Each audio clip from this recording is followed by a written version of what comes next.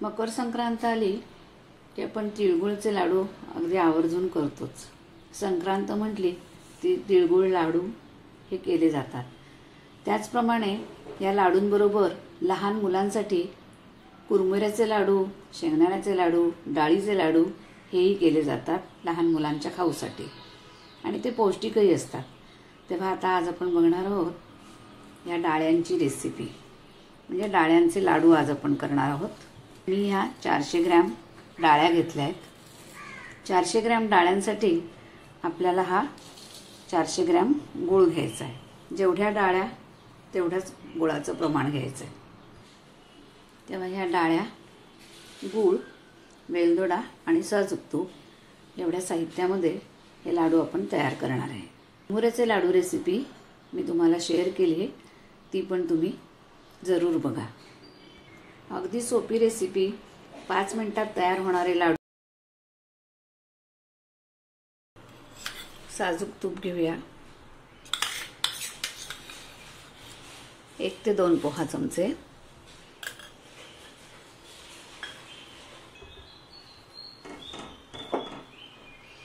गूळ टाकून घेतलाय, तो आता वितळून घेऊया।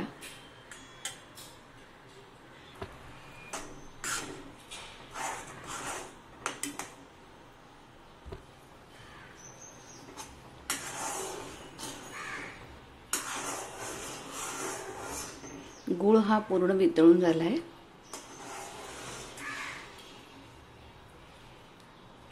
गूळ पूर्ण वितळल्यानंतर गुळाला हा फेस येतो, तुम्ही बघाल हळूहळू गुळाला फेस येतोय। गुळाला फेस आल्यानंतर जवळजवळ 5 मिनिटं हा गुळाचा पाक उकळू द्यायचा आहे। आता गुळाला फेस यायला लागलाय। पाक कसा तयार करायचा तर हे बऱ्याच जण कन्फ्यूज असतात, त्यामुळे अगदी सोपी पद्धत काय तर गुळाला फेस आल्यानंतर 5 मिनिटं हा पाक असा उकळू द्यायचा आहे। 5 मिनिटाच्या वर हा पाक उकळू द्यायचा नाही, नाहीतर तो पक्का होतो आणि मग लाडू कडक येतात। त्यामुळे अगदी सोपी पद्धत, पाक वगैरे न बघता फक्त हा असा फेस आल्यानंतर, आता हा तुम्हाला पूर्ण फेस आलेला दिसतोय, हा असा पूर्ण फेस आल्यानंतर 5 मिनिटं हा पाक उकळू द्यायचा आहे। ही पाक होण्याची अगदी सोपी पद्धत आहे पाक तयार झालाय समजण्याची। बघा, ताटली जसा थोडासा पाक टाकून घ्यायचा आहे।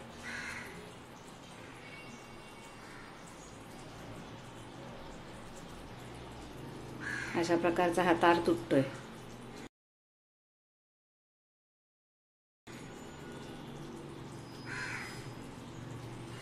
अशी आता गोळी बांधून घ्यायची। गोळी बांधली जाते, बघू शकता, पण ती थोडीशी अशी कडक नाही, चिकट चिकट लागते, म्हणून 2 मिनिटं आपण पाक थोडासा उकळू देऊया। गुळाचा रंग पण एकदम लालसर झालेला आहे आणि 5 मिनिटं झाली आहेत, तेव्हा आपला पाक तयार आहे। मी आता गॅस आपण बंद करून घेऊया। हे बघा, बघू शकता तुम्ही, अशा प्रकारची गोळी तयार झाली आहे। अशी गोळी तयार झाल्यानंतर आपण गॅस बंद करून घ्यायचा आहे।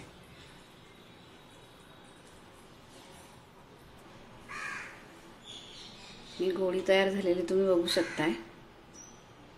आपण तुम्ही टाकून बघा ताटलीत, आवाज येतो, म्हणजे पाक तयार आहे।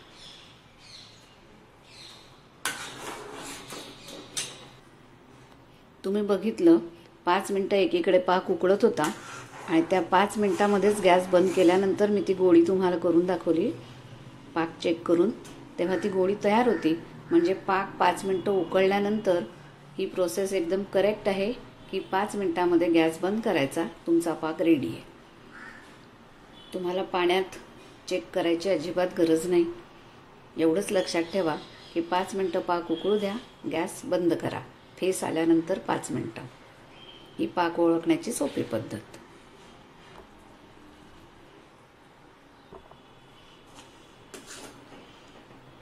वेलदोडा मी टाकून घेतलाय।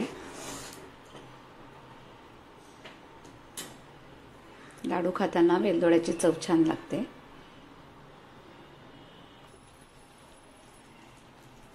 पाक असा लालसर झालेला आपल्याला दिसतो. आपण गॅस बंद करून घेतलाय. थोडंसं याच्यात तूप टाकून घ्यायचं. तूप टाकल्यामुळे लाडूंना चमकदारपणा येतो, त्यामुळे तूप टाकून घ्यायचंय. बघा गुळाचा रंग कसा लाल झालेला दिसतोय. पाक झाल्याची ही पण एक खूण आहे. पाक हा एकदम लालसर दिसतो. आता आपण डाळ्या टाकून घेऊया. आता ह्या डाळ्या टाकून घेते मी.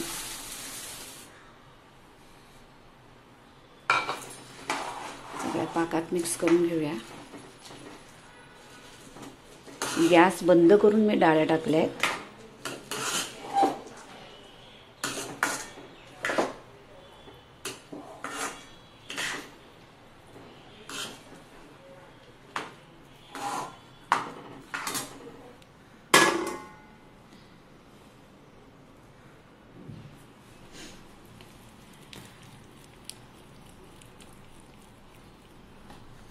अशा पद्धतीने आपण सगळे लाडू करून घेऊया. लाडूचा आवाज तुम्ही ऐकतातच आहे. लाडू अगदी व्यवस्थित झालेले आहेत. लाडूचा कडकपणा तुम्हाला कळला आहे. अतिशय कडक पण नाही आणि अतिशय मऊ पण नाही, अशा प्रकारचे हे लाडू तयार झालेत. तेव्हा आता आपण सगळे असे लाडू बांधून घेऊया.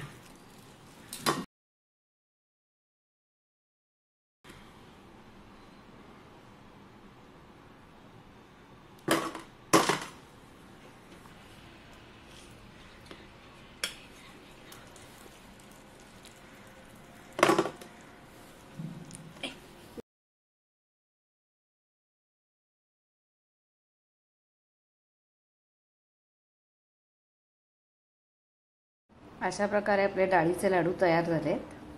लहान मुलांसाठी हे अतिउत्तम, कारण त्याच्यामध्ये गूळ असतो आणि गुळामध्ये हिमोग्लोबिन असतं, आयर्न असतं.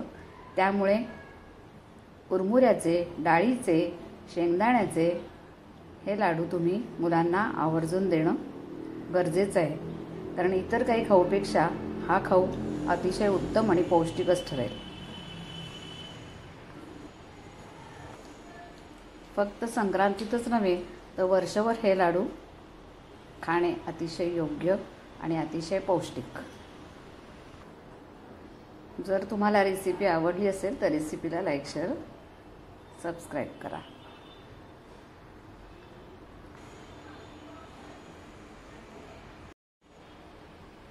हे लाडू लग्नात रुखवतात सुद्धा करतात. कुरमुऱ्याचे, डाळीचे, तिळीचे, शेंगदाण्याचे हे तर तुम्हाला माहितीच असेल. लहान मुलांचा खाऊ.